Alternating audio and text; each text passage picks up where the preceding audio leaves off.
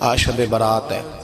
میرے نبی کریم صلی اللہ علیہ وسلم نے فرمایا کہ میری امت کی اتنی بخشش ہوگی، مدینے میں سب سے زیادہ بنو کلب کا قبیلہ بکریاں پالتا ہے، ان کی بکریوں کے بالوں سے بھی زیادہ اللہ میری امت کی بخشش فرمائے گا۔ اس کو توبہ کی رات کہا جاتا ہے۔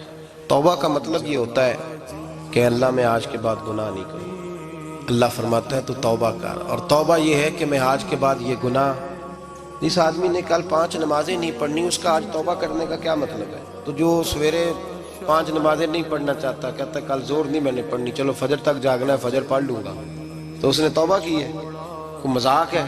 استغفر اللہ استغفر اللہ، اللہ معاف کر دے، کیا معاف کر دے؟ بچے کو مارتے ہیں نا مدرسے والے کو، تو ہم کہتے ہیں دوبارہ کرے گا، تو کیا کہتے ہیں؟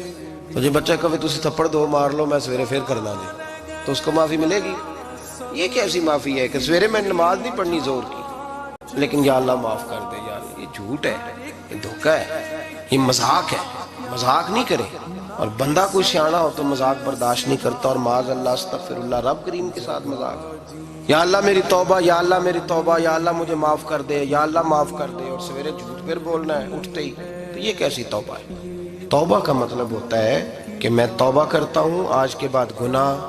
تو توبہ کو سمجھے تو صحیح نا میرے بھائی۔ تمام صحابہ، چونکہ شراب حرام نہیں تھی تو ہر آدمی پیا کرتا تھا، جب حرام ہو گئی تو پھر کسی نے منہ نہیں لگایا، توبہ ہو گئی تو پھر ہو گئی۔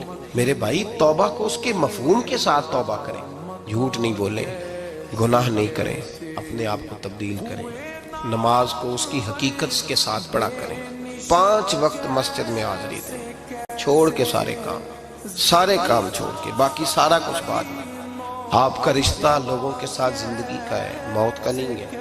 آپ خود دیکھ لیں، جن کے بزرگ چلے گئے وہ ڈیلی جاتے ہیں قبرستان، والد صاحب ہیں، دادا جی ہیں، نانا جی ہیں، دیکھا کبھی کسی کو صبح گیا ہو شام آیا ہو؟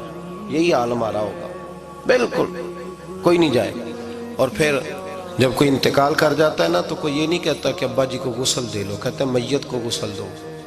ماں آنکھوں کی ٹھنڈک ہوتی ہے لیکن کہتے ہیں لاش کو اٹھاؤ، جنازے کو اٹھاؤ، آپ کے رشتے ناتے ختم ہو گئے۔